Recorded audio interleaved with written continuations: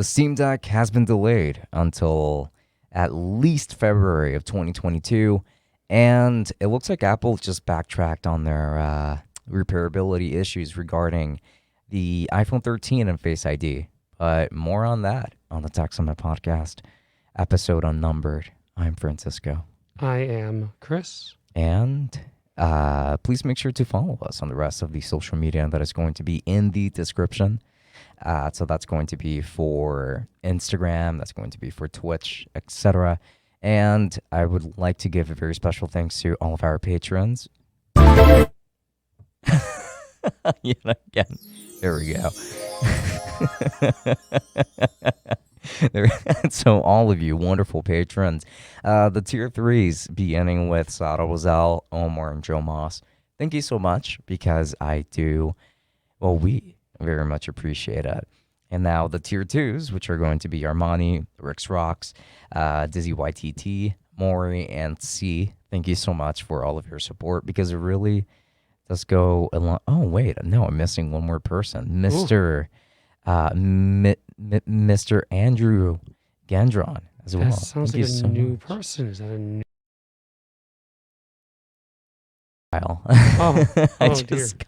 Oh man, thank you for supporting us throughout these endeavors. Of course, and if you guys want to, all of the information for supporting us on Patreon will be in the description below. You get access to reviews early. You get bonus uncensored episodes of the podcast where we say bad words, and you get entered every single month for the monthly giveaway where you could possibly win a piece of tech and Tech Summit merch. Yeah. Those two are always included for one winner when it comes to the Patreon giveaways. And now this month when it comes to tech, I'm actually going to be giving away a controller that I discovered fairly recently that I ended up really liking. So this is a wired switch controller from Power A, and this is the Power A Spectra Enhanced wired controller for the Nintendo Switch. I think it's a great controller, and yeah, I think just so I'm aware, we do not have it on us, do we? So I can't present it, can I? Or? I mean, I have it downstairs. Okay. I forgot to bring it up. Whoops. But I do. Give me 5 minutes. I'll be right back. Don't worry, guys.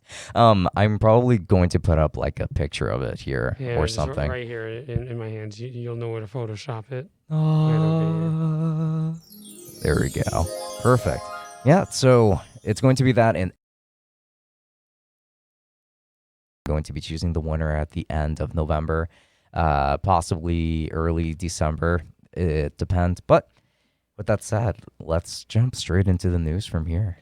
Yeah, you're going to be doing quite a bit of heavy lifting today because I am still a bit encumbered from last week. Namely, actually, that I lost my voice on Sunday nights, and I clearly still haven't gotten it fully back. So, there's a period of time where I was sort of sounding like Batman in a library. I can absolutely relate. Yeah. I lost my voice, I would say, between Tuesday and Wednesday. It was when it was at its worst, probably Tuesday. Imagine yelling at the kids at the school with no voice. Mm-hmm. Yeah, it doesn't really command respect when you can't really sound out your anger. Now, I'm not sure on your end, but I did, in fact, just double back and check, and it is not the demonetized ailment. Okay, that's good. It is not that. So, I mean, it shouldn't be, but I just wanted to play safe, I guess. Yeah, I mean, it's highly unlikely either way, just considering all the precautions, and usually I think it would hit a lot harder. Yeah, that too. Yeah, you got poked. Poked in the arm. Yeah, so let's get right into the sad news first, I guess. Yeah. Not that sad. I think it's kind of sad. I'm pretty neutral about it. I'm a little bummed out.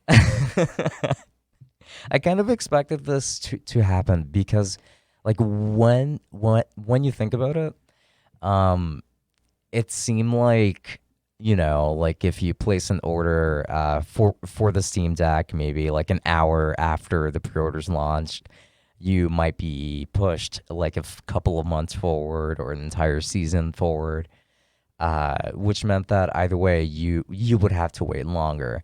So it sounds like supply was always going to be an issue, and So first, before we continue, let's talk about what actually is happening here. Let's inform the audience, for those who aren't aware, I guess. yeah. So the Steam Deck got delayed until February, at least until February of 2022. So people that were hopefully going to receive them by December of 2021, not going to be the case anymore. It looks like mid-February, it seems. It's probably going to be when pre-orders are going to start getting shipped out to the first people. Yeah. Mm-hmm. So my issue, I guess we'll call it quotation marks issue, it's upsetting, honestly. It's kind of upsetting because honestly, I feel like I've been more excited for the Steam Deck than I have excuse me. I've been more excited for the Steam Deck than I have really any other actual game for the last, I'm going to say 2 years. Oh my. 2+ years. I am not counting that game, which we will talk about probably in a couple weeks, really. Okay. I'm not talking about that one. Mm-hmm. So, but I was really excited for the Steam Deck, the possibilities of being able to play on the go, your entire PC library. I mean, it is expected. This delay was expected just because we're a month away from when they were expected to start shipping, and we haven't really heard that much about it. Yeah. But at the same time, it's not great to hear necessarily, especially for people who maybe are as far back as Q3, who have probably now been pushed back to Q4 2022 as a result. Oh no, that would be pretty awful. I really hope that that's not the case because, I mean, you're going to be waiting for an entire year unless you're willing to feed a scalper, which no doubt there are going to be plenty of. I'm going to wager that a lot of people are in fact going to be waiting that long. I'll even wager that some people who have already reserved their Steam Decks might even be waiting until Q1 23. Only because the big cited reason seems to be, as it is with everything, semiconductor shortages. Yes. So, same issue that has been ailing all the GPUs, all The the consoles. It's cars now even. Mm-hmm. Just because, now even cars are getting delayed. Toyota, I don't know if we actually talked about that on the podcast or if it happened during the hiatus, that Toyota actually announced that there were certain cars that they were not going to manufacture for this year just because of the semiconductor shortages. And they're not even the only manufacturer that's running into that problem. Like which ones? Well, I'm not going to know. I cannot. Obviously, it's probably going to be the ones that are not selling all that well. So Okay. I imagine your Corollas and your RAV4s are safe. Mm-hmm. But maybe the Yaris is a bit of a pickle, Everywhere. I would imagine. Matter of fact, I'm going to start looking this up. Let's find out. It is interesting, like which models would end up getting delayed. Because I'm sure that Toyota does have like a higher end set of cars, like not necessarily super luxury, but like still, like one of the higher class Toyotas out there. Camry is still like a great low to mid range option, and I say great because the prices on it are usually pretty good, and a lot of people love the Camry. Yep. So go on ahead about the Steam Deck while I look this up. So. Sure. Yeah, you got to stall for me here. No worries. So, okay, the Steam Deck. Like I understand that you're very disappointed and that you will potentially have to wait until February 2022. I myself don't really think that it's that long of a delay. I think that it's fine, especially because it's something that literally got announced, like the day before. No, like the day of pre-orders for the Nintendo Switch OLED. So that was like this year, summer of this year. So it was a very recent announcement, and they were like, "Yeah, it's coming out this year." So, it's not like it's something that I've been anticipating for years now, or since last year even. So for me, like I can wait. I can wait another 2 months. Uh, Sounds like you found something. I did find something. Okay. So initially, the idea, I don't think they were intending to cut production on any specific lines rather than cut overall production by roughly or down to around 9 million cars and slashing even further. But it's being reported here as of 16 hours ago by drive.com.au, so an Australian source this time, Ooh. that Toyota is actually expecting to return to full production capacity next month. Oh, cool. So they're not doing so poorly. that drought was pretty short. More or less the biggest car manufacturer next to maybe Honda and maybe not even Ford. No, I wouldn't put Ford. No, not Ford. No, I wouldn't say. I don't feel like Ford reaches out globally the same way Toyota and Honda do. So, obviously they're going to have probably the same kind of situation that Apple does, where it's like, when they make new semiconductors, they get the first priority, But, yeah, that's your little car update. No. That is not the button you're supposed to press. Which one was I supposed to There press? is no button to press. I did that one on purpose. I thought I got it right. So, okay. I mean, it's good that like the car industry is recovering faster, much more quickly than the console industry. And while we were searching for topics to talk about for the podcast, I kind of just like skimmed through a little just headline on my Google Cards thing that says that getting a PlayStation 5 is only going to get harder, but I'm really not that surprised that's going to be the case. I mean, of course it's going to be harder. Gran Turismo 7 is coming out. Those things are going to get snatched up. That's for sure. It sounds like a joke, but like in Europe, that's actually a very genuine thing. Gran Turismo, Gran Turismo sells gangbusters in European countries. I mean, it also sells gangbusters here. Side note, I didn't even realize this. Gran Turismo 7 is actually coming to PS4 as well. Didn't even know that. Oh, well, there you go. But actually, there might still be an issue around that because, so back when I was working at a specific retailer, we would still have a lot of people come in and ask if, like this is super recent. So people are still in the market for PlayStation 4s because they can't get PlayStation 5s. Yeah, so this is going. I mean, even if the PS5 was accessible, I think the market would still be there for a PS4 just because it would be the cheaper model. It wouldn't be as lucrative, I want to say.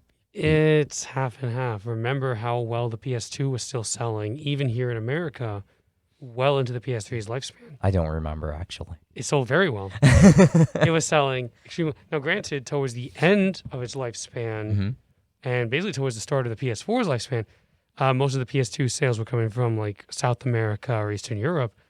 But even here in America, PS2 was still selling better than the PS3 was in many months. Oh, wow.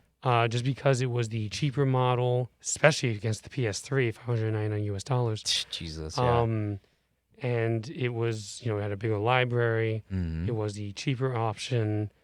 I think that is still the most expensive, like, base model console that's come out ever. The PS3? Yeah. I don't think so. I think it was the 3DO back in the 90s. I think it actually went for 700. 700. Like in today's money or in back then in the money? I'm going to double check this one too, but I think back in the day, $700 for the 3DO. No way. If you go by inflation, that puts it at over $1,000 today. That's insane, dude. I'm going to double check if it was the 3DO or something else. I don't think it was any of the Neo Geos. So no, I highly doubt it. I don't think that the Neo Geos were ever really that pricey. I don't think that they were ever really up there. 3DO Interactive, introductory price, $699 US. Jesus Christ, you were right on the dot there. It Nailed sold it. 2 million units. I mean, well, actually, those are pretty good numbers for what it was. 2 million units? Mm-hmm. Oh, no, wait. Like, is that worldwide? Mm-hmm. Oh, no, yeah, that's pretty bad. Let's do it again. I'm pretty sure that is, in fact, worldwide. Yeah, that's actually pretty terrible for, like, a system. You're talking about a $700 system that came out in October 4th, 1993. So we're talking smack in the middle of the console wars between the Genesis and the Super Nintendo, which were way cheaper. And then you're coming out here and being like, all right, $700 for this 3DO with what games? Do you know any 3DO? Would you imagine what the best-selling 3DO game is? What was it? Tetris? No. Gex. Huh? Gex. Gex? The fuck is Gex? Oh, God bless you. Yeah, like this is definitely cold season. TV, man. It happens. Oh, no worries. Have it. And do you want some water? All right, you don't remember Gex. No, not at all. Okay, so remember that boom period where everyone was trying to have their cool animal mascot after Sonic? No. You had your Bubsies, your not Mario, obviously, but you don't remember that. I mean, like, when did this happen? Like, around what time period? We're talking about the mid-90s. Sonic comes out. He's super cool. I came out of the womb, like, the late 90s. So surely you remember that. I don't think that 0-month-old me remembers. Either way, everyone was trying to have their animal mascots. You had Bubsy on one end. You had Banjo-Kazooie back in the day as well. Okay. It was Glover, the glove. Oh my goodness. But Gex was a gecko who would do like one-liners and pop culture references. I'm surprised you don't know about Gex. No, I never heard about it, actually. Donkey and Scott the Woz both have running jokes about Gex in recent year, I suppose. I do watch Scott the Woz. Like, how do you not know about Gex? Every now and then. Like, I don't watch him that often. And if he ever did mention Gex, then that definitely flew way over my head. there was a thing that happened not long ago in like a convention where someone actually bought Scott like 30 copies of Gex as a gift. It was just a big box full of just Gex copies. And Scott's just like, what? In his very dry kind of like. I thought that he would be maybe a little more excited. No, he was actually excited about it. But I'm pretty sure the running joke for Gex is about.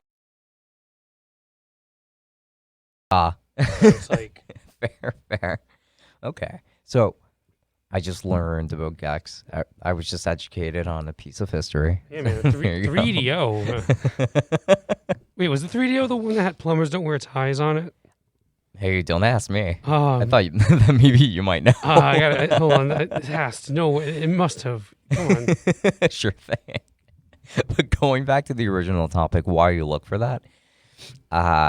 Yes. Oh, you found it right away. Yes. Never mind. No, go ahead. No, that's literally just yes. Oh, it was just confirming. Okay. So, Steam Deck, people are going to have to wait for that. I'm personally okay with it. I think I've got plenty of entertainment until then. Yeah, you guys are going to have to wait a little bit for your on-the-go 3DO emulation solution there. Sure. Jesus. And like buying like your pirated copies of Windows to put on there. Because I'm sure a lot of people are not going to want to spend the $120 on the Windows license. Wait a second. We don't have to. No? Plumbers don't wear ties actually came out on Windows this year. Ah. You could buy it on Steam. Oh no, it hasn't come out yet, but they announced it though. Okay, They it is at least announced coming. it. So people don't have to emulate it. You don't have to emulate plumbers don't wear ties. You could just buy it. There you go. There is a solution for you if you absolutely need that game. But for you giant 3DO fanboys out there. Or just AVGN fans that want to follow what he There did with that. there you go. No. But yeah, Steam Deck being delayed, it's kind of expected given everything that's going on. It's upsetting. It is upsetting, but you know, it's not like they promised 100% that it was going to happen at this period and then backtracked on it. But speaking of backtracking, Yeah, speaking of backtracking, it looks like we are going to be transitioning over to Apple because Apple also backtracked apparently on that Face ID issue regarding the iPhone 13 and repairability. Isn't that right? mm-hmm. So that's actually a pretty big deal. So And I would like to give kudos because Apple backtracked for the second time this year on something. I'm inclined to not give them too much credit for this. It just feels like backtracking on something that they clearly want to do. Maybe it's a case of like, maybe we went too far this time, but we can try again later or whatever. Like, it doesn't feel like, oh, wow, they did a good thing. It's more just reversing on a really bad decision that they made Mm-hmm. that they're clearly probably going to try again in some form, not too far in the distant future, you know? Yeah. I mean, for sure. For sure. It is Apple, and planned obsolescence with them is a thing. Issues with repairability is a thing. They have tried to stifle this in the past by disabling Touch ID on phones like the iPhone 6 and the 6S whenever you would have to get the screen replaced. Because you would have to take the button with it. And I think it was the same case for the 7 and the 8. But this has just been Apple, always. But one thing is that we never really see them backtracking. I feel like that's such a rare occurrence. Sure, but I don't know. I mean, another thing that this could have done is sort of, you know, in a smaller term, but still pretty substantial consequence with all of this, is to erode confidence in independent repair shops, where it's like, you know, your phone breaks and now you're just going to be sitting there wondering, well, can the independent third-party repair shop actually fix it without there being too many problems? I can't tell. And do I want to take that chance? No, I'm going to go to the Apple store and pay the Apple tax and get it fixed, whatever. And it's like, you know, it's still like death by a thousand cuts a little bit. It still kind of hurts the right to repair situation no matter what, you know? Yeah. I mean, that's still been set in place in the sense, like, a lot of shops kind of already got ready to have to deal with that and probably not get any iPhone 13s to fix. So now they're probably going to have to go back and go to iFixit's guide and just see what the hell it looks like on the inside to see how they would fix that. I feel bad for people who bought microscopes so they could get ready to repair these things, only to have to go through the process of returning them now. Well, I mean, now they'll be able to fix it since Face ID won't really be affected anymore. Even though they claim it's a software update, they didn't say exactly when that update's going to come through. You don't know how long it takes for them to do that. They might take their time on it. I don't think it's going to take that long. I can see it coming next month. But even then, like, that's still, I guess, 2 months after launch already. No, 3 months after launch at that point. So, like, it's not really so feasible for shops either. So, yeah, like, it's not really the best for either party here. Now, another thing that they did actually go back on is on the entire ports situation for the MacBooks. Oh, Yeah. well, tell us about it. That 16-inch MacBook Pro over there from 2021 has an M1 Pro chip. And it's got 16 gigs of RAM, right? Like the usual, 512 gigs of SSD storage, but it's got an HDMI port, an SD card slot, 3 Thunderbolt 4 ports, a headphone jack with an improved DAC on it. And did I miss anything else? Oh, and MagSafe. It has MagSafe again. In fact, it is charging with a MagSafe charger right now.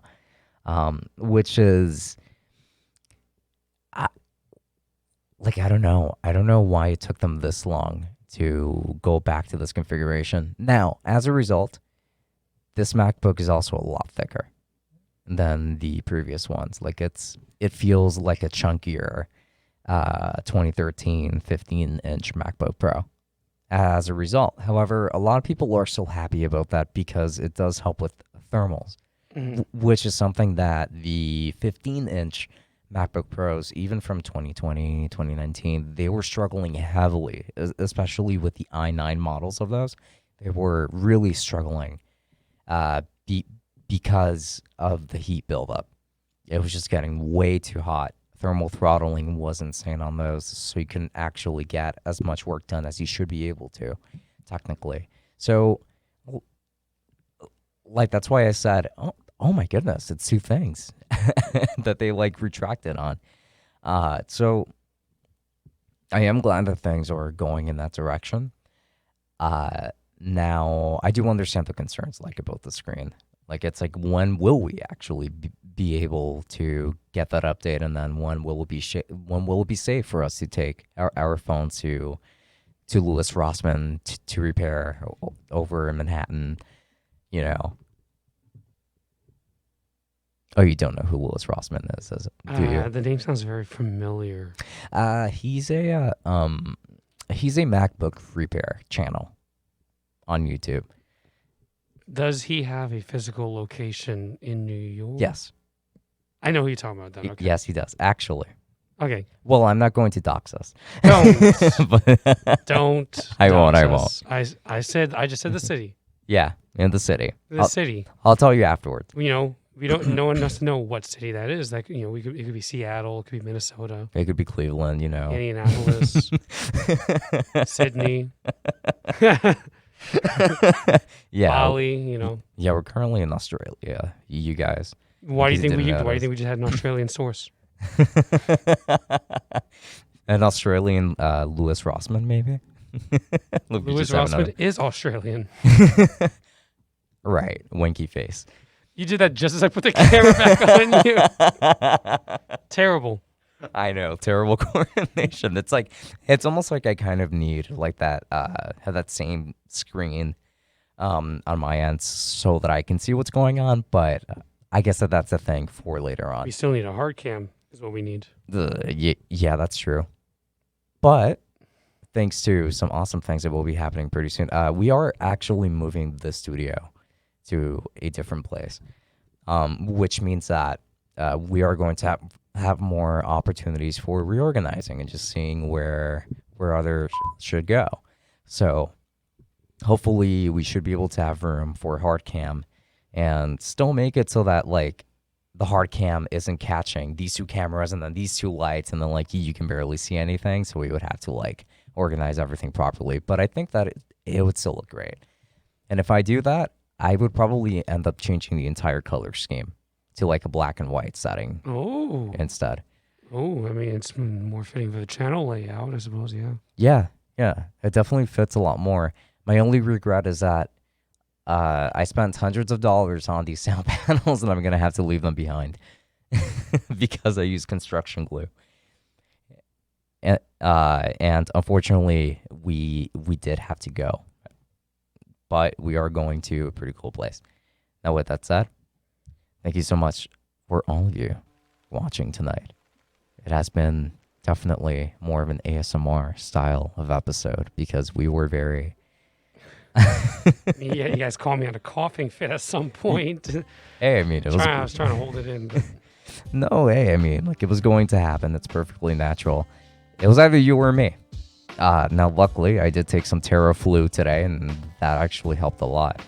You would be surprised. So there was a couple of days where I was taking some Dayquil, but honestly, after a while, it's just like you don't even feel flu symptoms or anything like that anymore. It really is just a case that your voice sucks, and you just need to like give it a rest, which is what I did not do on Sunday night, and that's why I lost it. Did you like karaoke or something? Yes. Oh, that's what it was. You sang your heart out. You know what? I don't blame you. There was an accidental, spontaneous rager that happened a lot. No, hey, dude. Like, if it was me, I probably would have taken up the opportunity as well. I mean, I love karaoke. It was just not a good idea, though. Don't Anyway. Well, now you know for next time. Anyway. Social media is going to be in the description. Say, yeah. Social media will be in the descriptions. Thanks again to the patrons. Yes. All that junk, anyway. Yeah. And remember, you've been automatically entered to the giveaway. But this has been Francisco. And Chris. Until next time, enjoy. Good night. Ciao.